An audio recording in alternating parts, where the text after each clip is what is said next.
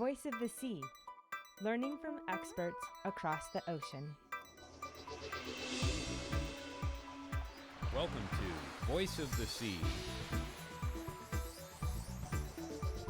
In this episode, we're looking at how pollution on the west side of Maui, including sewage, agriculture, and sediment runoff, is affecting the coral reef ecosystem. We're at the Kahekili Herbivore Fisheries Management Area. In 2009, Kahekili became a protected area for herbivorous algae-eating fishes in order to help increase the reef's ability to fight off excessive algal growth. We start off with Tova Callender from the West Maui Ridge to Reef Initiative, talking to Sea Grant staff about the efforts to better understand the scope of the problem and what the local community is doing to respond.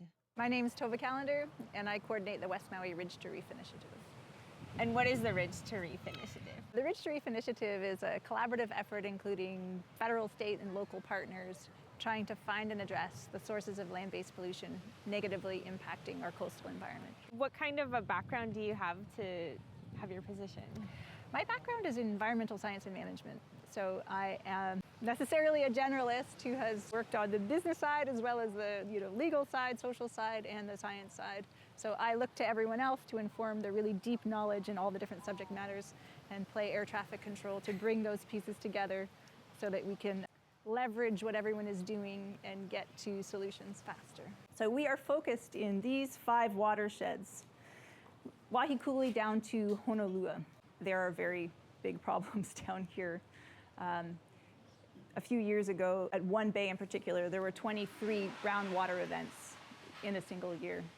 Huge brown plumes coming out. Each of those gulches and streams, and you saw there were many on the map, have been modified by the human activity above, the farming practices that resulted in pushing a lot of that fine silts and sediment material into the banks. And so the bed and the banks of all of those gulches are lined to various degrees with readily mobilizable fine silt that makes its way to the coast. One of the exciting things that's been happening over time is, as I said, we're getting more information in. So we finally have coastal water quality data for 18 months. This information has just come in. This is the first map, hot off the press. We have some pretty serious nitrogen issues in a few sections of our coastline. We're looking at nitrogen isotope testing in the areas with the highest nitrogen levels at the coastline to see whether or not we can start figuring out the flavor of the nitrogen, which will lead us towards the source. And pretty much everywhere exceeds the turbidity standards set by the State Department of Health. We've also had USGS partnered with DAR and others doing fat bags, semi-permeable membrane devices that they float out in locations offshore here, leave for 30 days, and it works like any bioaccumulating organism would work, where it absorbs into the fat. And they're testing for different classes. So what they're coming up with are, and of course it varies by area. Here we have extra hits of things. Here it's caffeine, it's anti-seizure medication, flame retardants, perfume ingredients. There's all kinds of medications come up here because the wastewater treatment plant comes here.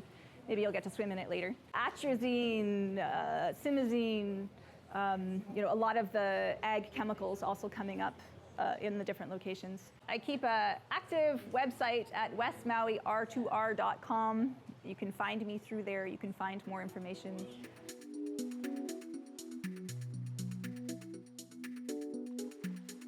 My name is Darla, and I am with the Division of Aquatic Resources. The Division of Aquatic Resources, our kuleana is to manage the life in the water from the shoreline to 3 miles out. My team, we get to do the fun sciencey part of it. We're actually in the water most of the time, collecting data and looking at trends in fish populations and coral health over time. Coral Reef Assessment and Monitoring Program, CRAMP, those data that showed that we had lost close to 50% of our coral cover at this particular site over a period of 10 to 15 years, which is really fast. So that spurred looking into why is this happening. We were having a lot of invasive algal blooms at the time. There was science looking at how do you deal with that. These particular algal species, your Acanthophorus spicifera, they were doing taste tests, if you will, over at HIMB and found that, well, fish love to eat it. This is a good thing. If fish love to eat it, if you protect the herbivores, then maybe we can get ahead of the curve here, right? The area itself, the management area, starts just south of Black Rock, where the Sheraton is, and continues up north to Honokawai Park. So it's about 2 miles. In the 7 years that we've had it going now, we've seen incredible results a lot sooner than we would have imagined. We've seen 38% increase in parrotfish biomass. We've seen a little over 40% increase in surgeonfish biomass. So parrots, surgeons, and chubs were the protected species or families here. We've seen size classes grow. So your larger parrotfishes are more abundant now. Although the last 2 years, the data show there's been some poaching.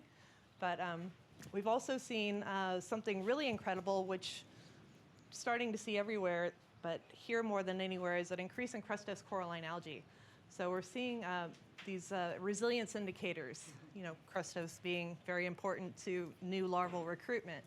If you're looking at an oblique angle, you will see it looks pretty good, right? It looks all nice pastels. But if you look straight down into it, you're going to notice there's a lot of fragmentation, there's a lot of algae growing in between, there's a lot of partial mortality of the colonies. And it's really easy to look at all the light-colored stuff, it grabs your eye, but I want you guys to look at the darker-colored stuff, the browns and grays and the algae and the mortality. I want you to kind of grasp what we're dealing with. Coral is a living animal.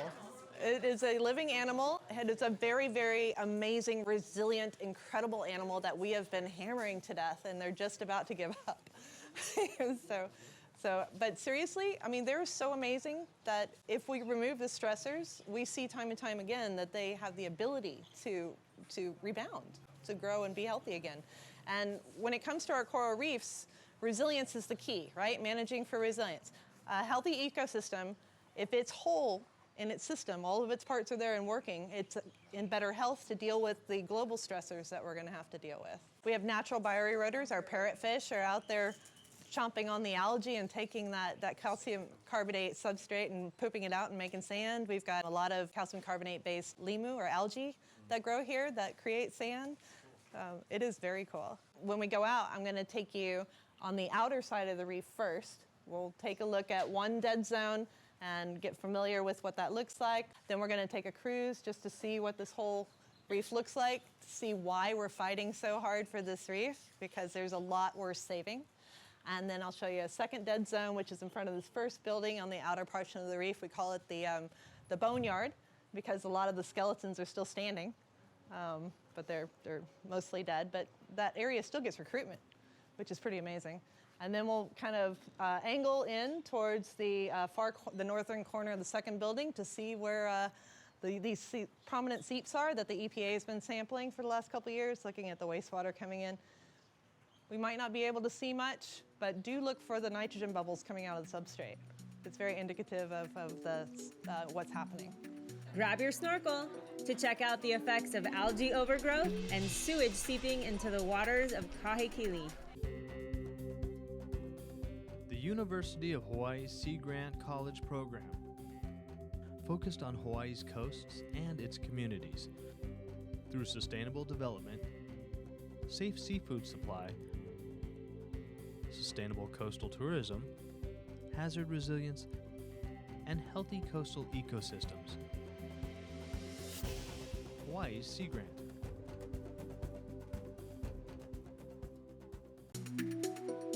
Welcome back. Darla White from the Division of Aquatic Resources talks us through our snorkel of Kahekili. Can you kind of walk me through our snorkel and so what we saw in sort of each point? Sure. So where the dive flags are out in the water there is a sand channel, really wide sand channel, and the dive flags are there because there's, they call it the classroom, but just on the southern side of those dive flags is a dead zone we call the sand channel. And it is, it's just these areas where you have a lot of mortality. It's just kind of, it's crumbled. It looks like a grenade went off. In fact, in that particular one, we had that very large coral head that's fallen over as well. Traversed the reef and got a good look at what's going on, what the reef looks like, how much we have worth saving, you know. I'm really trying to get folks to look at the coral colonies themselves and what's live and what's dead, because we have a lot of fragmentation of the coral tissue itself. So you'll have like a colony, but a lot of partial mortality. Parts of it have died back. And that can actually impact the coral's ability to reproduce and grow. When we get over in front of this first building on the outer edge of the reef is an area we like to call the boneyard. And you're cruising along, you're seeing all the pretty pastels of live coral, and all of a sudden it's dark and gray. And in this particular area, a lot of those skeletons of the coral colonies are still standing upright. So if you were able to free dive down and look at it, it just looks kind of ghostly. And even the one coral colony that we had over there finally fell over. So that was the first time I've seen that, actually. It's like, and you're down. Okay. And from there, we head over towards where they were sampling from the wastewater seep in front of the second building on the north corner. And along the way, like to show folks areas of these dead zones, these areas that are really highly impacted with high mortality. When you start to come in more shallow, we have a lot larger colonies, a lot of the lobe corals. And a lot of these colonies, some of them are really big and some of them are really resistant. They look pretty happy out there, but most of them don't. Most of them look like little patchworks, little quilts, or what I like to call them, a pizza. And you know, these are really, really, really slow growing colonies. They did not get that big in that condition, right? And now they're looking really sad. Unfortunately, today we had a lot of really high turbidity in the shallow area where that freshwater seep is, so it wasn't any good couldn't even find it. But if it had been clear, what would we have seen?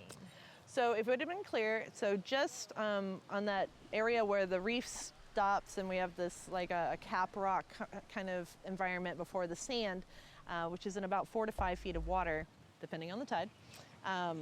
You see bubbles, air bubbles, nitrogen bubbles coming out of the surface. You see blurry water. The fresh water is blurry because it's a different density of the salt water.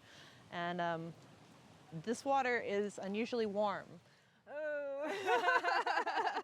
It's 83 degrees night and day. Usually springs are in the 60s, right? Right, they're usually colder. Yeah, this one's not cold at all. How come? Good question. Good question. Lots of people have thought maybe it's the bacterial activity that's heating it up. There hasn't been anything definitive that I've heard of. The reef used to come up closer than it does now, and folks that have been coming here for more, 25, 30 years will all tell you the same thing. The reef used to come up almost to the shoreline. So it's not now, it's back a bit, and everything in that transition zone between this kind of pavement area and the reef looks pretty sad. Looks really degraded. Yeah, I was really surprised. As you're saying, on the way out, there were patches of healthy parts, and then there were patches of sort of those boneyard areas. But on the way back in the shallower areas, especially as we approached the sand channel, there was so much algae growing on top of the corals. Yeah, it's good fish food. If you have the herbivores. Yes, if you have the herbivores, exactly. The herbivores are doing pretty good around the algae, but they've got lots of food. When we were out there, there was a lot of dead coral. A lot of dead coral, yes. And is that typical of what you would like to see? Reef that isn't growing is eroding, right? And so when you notice when you're out there, a lot of those areas we're calling little dead zones, they're actually kind of concave. We're losing the complexity. When those areas over in these recent couple of years have been covered in the crustose, it's like, okay, there's hope. There's a lot of hope. Do you have any idea why, like as we were swimming, there would be an area where the coral seems to be doing pretty well and everything's kind of healthy, and then just right adjacent to that, right next door, there's like Porites heads that had fallen over, or a lot of algae on the coral. And so do you understand why it's so patchy like that? We do have some hypotheses that there's probably localized acidification in areas out there. The finger coral, the Porites compressa, is being affected most because it's high surface area to volume ratio and porous skeleton. You would almost expect it's the more fragile and would be affected first, and that's the areas that are really crumbling. And we do have a significant freshwater source here with the West Lahaina wastewater reclamation facility just a quarter mile up the road. We know it's coming in on the reef here. We can measure it really fairly easily in the nearshore area where there's not reef structure. It's a little bit harder to look out over the reef structure and tell what's going on. There's been some really great research here that's pointed to anthropogenic inputs. Like the wastewater treatment. Like the wastewater treatment. Megan Daylor used our native ulva to give us some stable nitrogen isotope signals and showed that it's a wastewater, or what's the word I'm looking for? Metabolic waste, if you will. The highest M15 values in the literature. Yeah. Oh my goodness. Yeah, and some in one spot by double. So, yeah. And you know, USGS, Chip Hunt came out here and did a lot of chemical work with the water and found everything from, you know, fabric brightener to pharmaceuticals to flame retardant. It's wastewater, you know, and it's not just about the nutrients in there. It's every other toxicant that anybody puts down their drain. I mean, from insecticides to paint to obviously fabric brightener to pharmaceuticals to, you know, there's all kinds of things in that water that aren't treated. Right, I've been to talks and heard about, you know, people are studying, well, how does your medicine affect fish or affect sharks or affect marine mammals? And I'm super interested in that. Yeah, the endocrine disruptors. right. Right? And I would love to see some work done on that here. So we've had some great new research by Craig Glenn from UH Manoa on an EPA-funded project looking at the time of travel between the wastewater injection wells and the reef using a dye tracer study. And they've definitively shown that it is going from A to B, and the time of travel is about 3 months. So they actually put dye in and track it. Yes.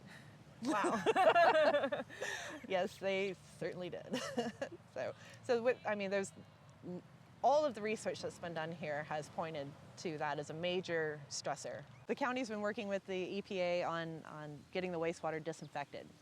So they put in UV filters, and while they were constructing that, they did put bleach in the water to eliminate some of the health hazards to people. We've already seen some significant bleaching events these last couple of years. Our reefs need our help as much as possible now. We need to stop overfishing. We need to reduce land-based sources of pollution. We need to remove the stressors from our reefs, period. And so that they have a better chance of buying them more time to be healthier and deal with the global stressors. Because acidification and warming oceans are coming. And why are reefs so important? In Hawaii, the depth of the importance, from cultural to subsistence to recreation and just joy, but the biodiversity in and of itself, 1/4 of all of our species are found nowhere else on the planet. It's an amazing ecosystem all in itself. It acts as a barrier to waves and shoreline erosion. They're the cities for everything that lives out there. For people who want to get involved and make a difference, what can they do? There's many, many things that you can do to make a difference. Number one, reduce your CO2 emissions. Number one, that matters. It really, really matters how much CO2 we're putting into our atmosphere. So your energy choices are really important. Your choices as a consumer are incredibly important. Use earth and ocean friendly products. It matters what goes down your drain, because here in the islands it goes right there. And third, just be pono. If you fish, just take what you need, you know? So, got it. We have to malama this. We want to keep it. The Curriculum Research and Development Group in the College of Education at the University of Hawaii at Manoa. CRDG's training roots go back over 40 years. Through professional development programs, curriculum workshops, research on teaching methodology, individualized school and district training, and so much more. The Curriculum Research and Development Group, improving schools, improving education. CRDG. Hi everyone, I'm Liz Foote, and I coordinate 2 complementary programs focused on this area in West Maui. One is the Makai Watch program, which focuses on what's in the ocean and promoting the effectiveness of the Kahekili herbivore fisheries management area. What I do is I help coordinate an effort to engage community members and individuals, because we all can make a difference. So the first program I was going to share with you folks about is the Makai Watch program. Has anyone heard of it? Okay, good. It's a statewide program. So it's sort of like Neighborhood Watch in the ocean, where you have community groups who care about a particular area. It's in need of stewardship and support. Folks get trained as far as how to identify violations and report violations, working with DoCare, working with Division of Aquatic Resources and Darla's group too, as far as the biological monitoring. There's citizen science, there's outreach and education. People do things to help management, they care about the area. We try to get the word out in various ways. We host public events, volunteer opportunities. People can come do beach cleanups, and we have a big annual event here called the Ridge to Reef Rendezvous to really get people involved and aware. We've had a fishing tournament, so all the different stakeholder type folks can get engaged and try to help spread the message about what this area is, how it's unique, why it's important, and why everyone should kind of help play a role to take care of it. It's daunting, all that we need to do in the watershed from Mauka to Makai to kind of help bring our ecosystems back. But there are things people can do, and we need to be optimistic, and collectively we can make a difference if we take these steps and get involved. And in addition to that personal level to contribute, it's also about getting involved in the bigger decisions. So engaging with your council people, asking for more progressive planning, enforcement of construction practices and other things. So it's beyond just what we're doing, it's what we're doing as a community. If we don't start doing something pretty quickly, we're not going to have what we love left. And so time is of essence. I just got out of the water, and I can't say in the 8 years since I first snorkeled here with you, it's changed dramatically. And the coral, there's so much less coral and so much more algae. It happens gradually, and if you lose sight of what things used to be, it's easy to just be complacent, but to realize things have changed over time, and we really need to take steps to protect it now before we forget what good used to be. Can I say the other neat thing she did? Yeah. The other thing that I've seen happen, and partly it's in thanks to Liz having really deep roots in this area, is it used to sort of feel like there were the water people and there were the mountain people. And it's been really neat to see that bridge build, and the people who volunteer in the water are now volunteering in the mountain, and the people in the mountain are more interested in what's happening. And so, I don't know, it seems like a new thing that people are actually honestly thinking in the way we kind of need to if we're going to be addressing these problems. If your projects are successful, what do you hope to see? And then on the flip side is, in worst case scenario, what could it look like? Well, best case, herbivores grazing the reef and keeping the turf algae at bay, and the crustose coralline algae is continuing to grow and create that perfect substrate for all the larvae to come and land from all the other reefs that are seeding it that are also healthy. And we have, more fish and more diversity and resilience, and we have some changes made to the injection well so that disposal onto the reef is no longer the current practice. If we don't get our act together, both Mauka, up watershed, and Makai, our fishing practices, our land use practices, we'll continue to see degradation. This reef has shown signs of resilience, which is great, but it's still threatened. It's still here where it should be here, and that's what we're aiming for. So it could easily continue on a path where if we don't do proactive measures and all together holistically, we could lose the reef. We've seen so much of it degrade already. I've lived here 20 years, and it's been really sad and alarming, and the sense of urgency should not be understated, that we really need to take care of our reefs, this one, everyone in the state.